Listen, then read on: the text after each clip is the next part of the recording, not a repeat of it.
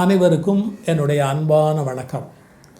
இந்த எது வெற்றி அப்படிங்கிற கேள்வி காலங்காலமாக இருந்து கொண்டே இருக்கிற ஒரு கேள்வி. மற்றவர்களுடைய அங்கீகாரம் அல்லது அடையாளங்கள், ஒரு கோப்பை, மெடல், பதக்கம் அல்லது ஒரு நற்சான்றிதழ் அல்லது ஒரு தேர்தல் மூலமாக மற்றவங்களை தேர்ந்தெடுத்து ஒரு பதவியில் உட்கார வைக்கிறது, இப்படி வெற்றியை நிர்ணயிப்பதற்கு நிறைய அடையாளங்கள் உலகத்தில் இருக்குது. பட்டங்கள், பாராட்டுக்கள், இந்த மாதிரியான அடையாளங்களுக்கெல்லாம் அப்பாற்பட்டு சில வெற்றி இருக்குது. அந்த வெற்றி என்னங்கிறத நாம் கொஞ்சம் கூர்ந்து கவனிக்கணும். அதுதான் உண்மையான வெற்றி. நான் முன்னே ஒரு தடவை சொல்லியிருக்கேன். நம்முடைய திருவாவடுதுறை ராஜரத்னம் பிள்ளை ஒரு முறை நாதஸ்வரம் வாசிக்கும்போது மேலே அந்த கேஸ் லைட் தூக்கிட்டு வர சகோதரர் பேஷ் அப்படின்ன உடனே இதான் வெற்றினார் அவர். ஏன்னா அவருக்கு இசையை பற்றி என்ன தெரியுங்கிற ஒரு நினப்பு வாசிக்கிறவருக்கு இருக்கலாம். அவர் பலே அப்படின்ன உடனே எனக்கு தெரிஞ்ச இதுதான் உலகத்திலே சிறந்த விருது அப்படின்னு அவர் சொன்னார்னு ஒரு சம்பவம் நான் சொல்லியிருக்கேன் ஏற்கனவே.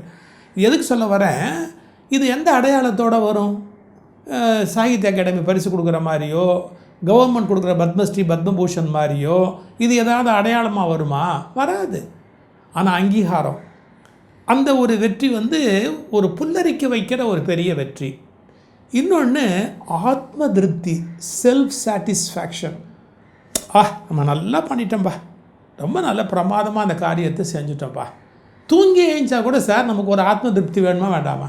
நீங்கள் பேசி ஜெயிக்கிறது இருக்கட்டும், பாடி ஜெயிக்கிறது இருக்கட்டும், பணம் சம்பாரித்து ஜெயிக்கிறது இருக்கட்டும், தொழிற்சாலை தொடங்கி ஜெயிக்கிறது இருக்கட்டும், தூங்கி எந்திரிக்கிறது, அப்பா நல்லா தூங்கினப்பா, அப்புறம் நல்லா சாப்பிட்டோம்ப்பா சந்தோஷமாக, அது கூட ஒரு வகையான திருப்தி தானே, ஆத்ம திருப்தி தானே.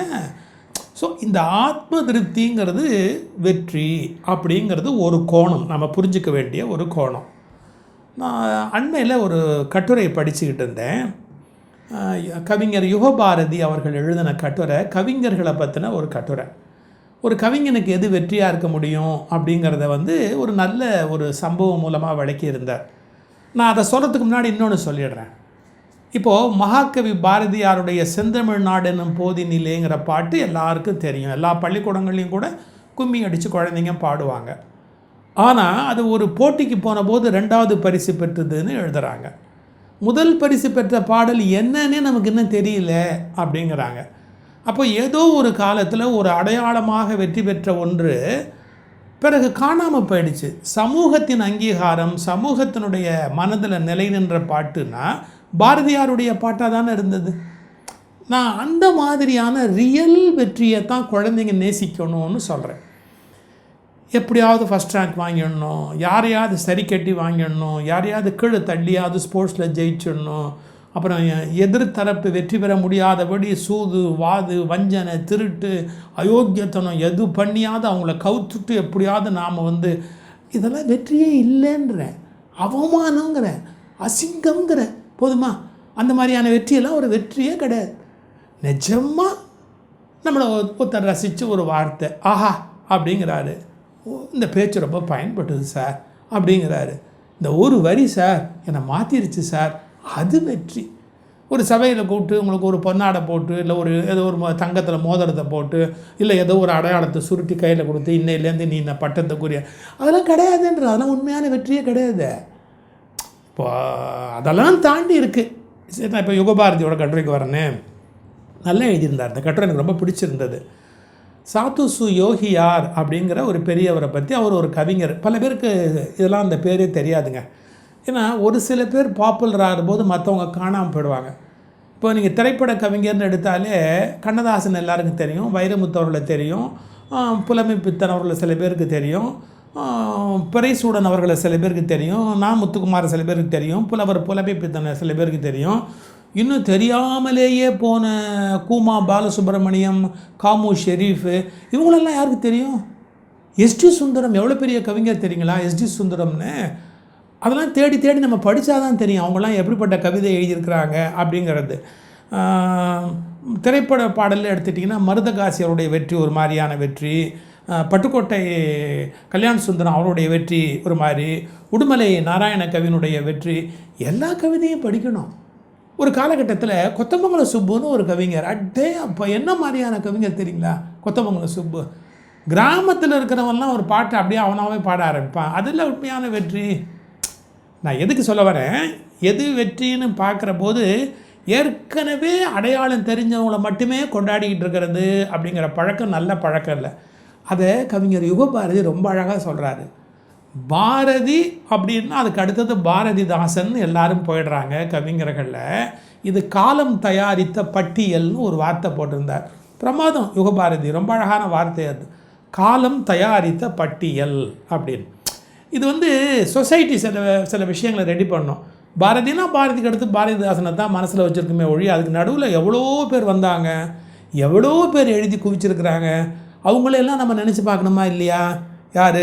கவிமணி தேசிக விநாயகம் பிள்ளை, நாமக்கல் ராமலிங்கம் பிள்ளை, எவ்வளவு கவிஞர்கள் தெரியுமா, எவ்வளவு கவிஞர்கள் தெரியுமா தமிழுக்கு. சரி, அதை விடுங்க.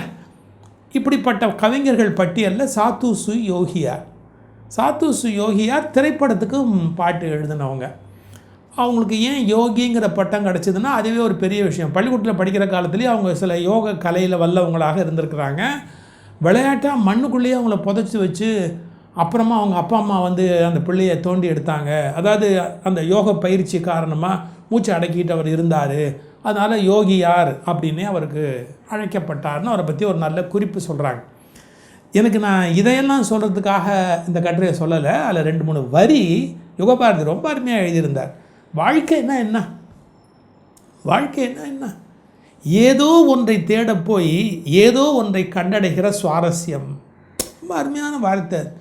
வாழ்க்கையே நம்ம ஏதோ ஒன்று தேட போவோம், ஏதோ ஒன்று கிடைக்கும், அதுதான் சுவாரஸ்யம்.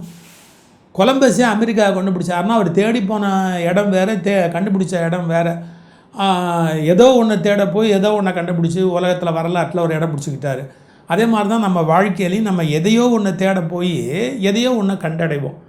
அதே மாதிரி வெற்றி அப்படின்னு சொன்னால் மன்றங்கள், அமைப்புகள், அரசுகள், இது கொடுக்குற விருதுகள், இதையெல்லாம் தாண்டி நிஜமான மக்கள் மனசில் இடம் பிடிக்கிறோம் பாருங்கள், அதுதான் வெற்றி. அதுக்கு சாத்துசு யோகியாருடைய வாழ்க்கையிலேருந்து ஒரு சம்பவத்தை யுகபாரதி அந்த கட்டுரையில் எழுதியிருந்தார்.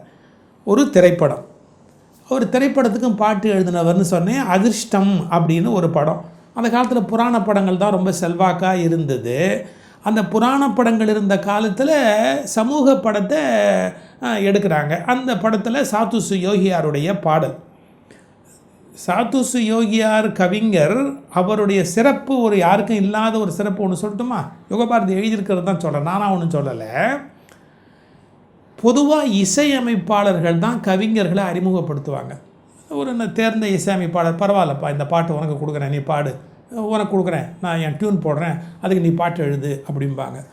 ஆனால் சாத்துசு யோகியார் எவ்வளோ செல்வாக்காக இருந்தார்னா, அவர் கவிஞர், அவர்கிட்ட பாட்டு எழுதணும்னு படத்து முதலாளிங்க கேட்பாங்க. அவர் இவரை இசையமைக்க சொல்லுங்களேன் அப்படின்னு இசையமைப்பாளரை அறிமுகப்படுத்தக்கூடிய செல்வாக்கோடு இருந்தார். கேவி மகாதேவன் எவ்வளோ பெரிய இசையமைப்பாளர் உங்களுக்கு தெரியும்.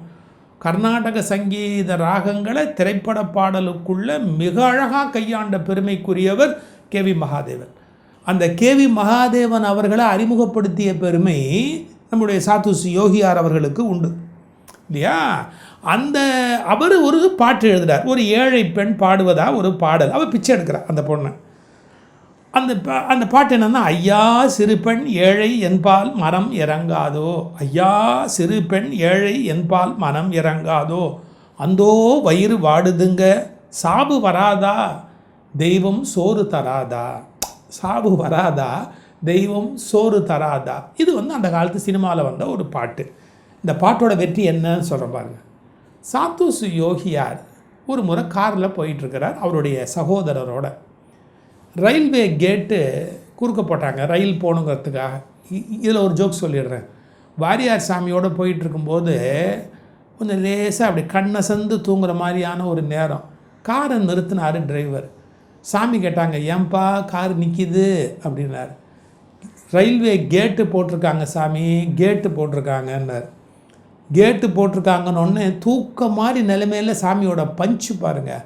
கேட்டு போட்டிருக்காங்களா? யாரை கேட்டு போட்டிருக்காங்கன்னாரு.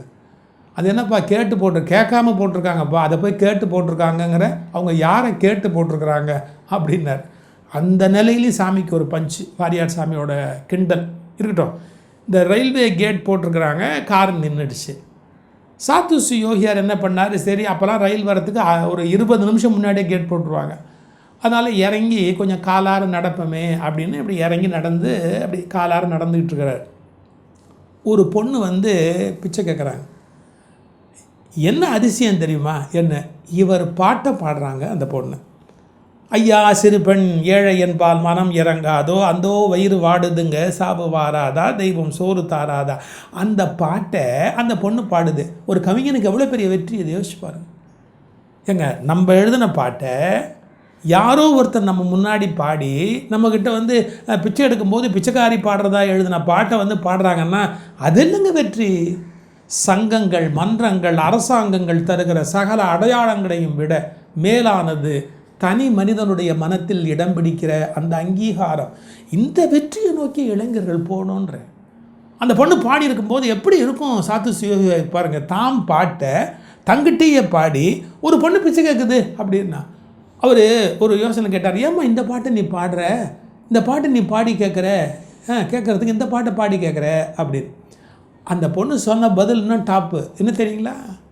ஐயா மற்ற பாட்டெல்லாம் பாடி நான் தானம் கேட்டால் கம்மியாக போடுவாங்க, இந்த பாட்டு அப்படிப்பட்ட பாட்டு, இந்த பாட்டை கேட்டால் யாராக இருந்தாலும் மனசு உருகி கூட கொஞ்சம் காசு போடுவாங்க, அது வெற்றிங்க. இந்த பாட்டை கேட்டால் தானம் கொடுக்குறவங்க இன்னும் கொஞ்சம் அதிகம் கொடுப்பாங்க, மனசு உருகும் அப்படின்னு. இப்போ சாத்துசி யோகிக்கு வாழ்க்கையில் எவ்வளோ பெரிய வெற்றி பாருங்கள். என் பாட்டு ஒரு ஏழை பெண்ணு காசுக்கு கையேந்திர போது பயன்படுதுங்கிறது முக்கியம். அவளுக்கு அதிகமாக காசு கிடைக்கிறதுக்கு ஒரு வாய்ப்புங்கிறது ரெண்டாவது பிறப்பு. அதையும் விட ஒரு சிறப்பு இருக்குது. என்ன பெரிய சிறப்பு இருக்குது? தன் காலத்திலேயே தன்னுடைய பாடல் தன் கண் எதிரிலேயே இன்னொருவரால் பாடப்படுகிற தான் தான் எழுதணும்னு தெரியாமலேயே, அது வெற்றியோட உச்சம். அது இவர் தான் எழுதுனான்னு தெரியாமே அவர்கிட்ட வந்து அந்த பொண்ணு பாடுதுன்னா அது வெற்றின்னு சொல்கிறேன். அந்த மாதிரியான நிஜமான வெற்றிகளை அடைய வேண்டுங்கிற எண்ணம் மக்கள் மனசில் பதியணும். போலியான வெற்றிகள், சில பேர் அவங்களே காசு கொடுத்து அவங்களுக்கு பாராட்டு விழா ஏற்பாடு பண்ணிக்கிறாங்க தெரியுங்களா? அவங்களே காசு கொடுத்து அவங்களே அதுக்கு பாராட்டு விழா ஏற்பாடு பண்ண சொல்கிறாங்க, அவங்களே மாலை வாங்கி கொடுக்குறாங்க, அவங்களே பொன்னாடை வாங்கி கொடுக்குறாங்க. கடவுளே கடவுளே, இதெல்லாம் எப்படி ஒரு வெற்றி ஆகும்? உண்மையான வெற்றி ஒரு கவிஞனுக்கு அவனுடைய கவிதையை எழுதுகிறவன் அவன்னு தெரியாமல் அவன் எதிரில் வந்து ஒரு பொண்ணு பாடி அவனுடைய யாசகம் கேட்டதுன்னா சாத்துசி யோகியாருடைய வெற்றி எப்பேற்பட்ட வெற்றி! இந்த நிஜமான வெற்றிகளை கொண்டாட வேண்டும்.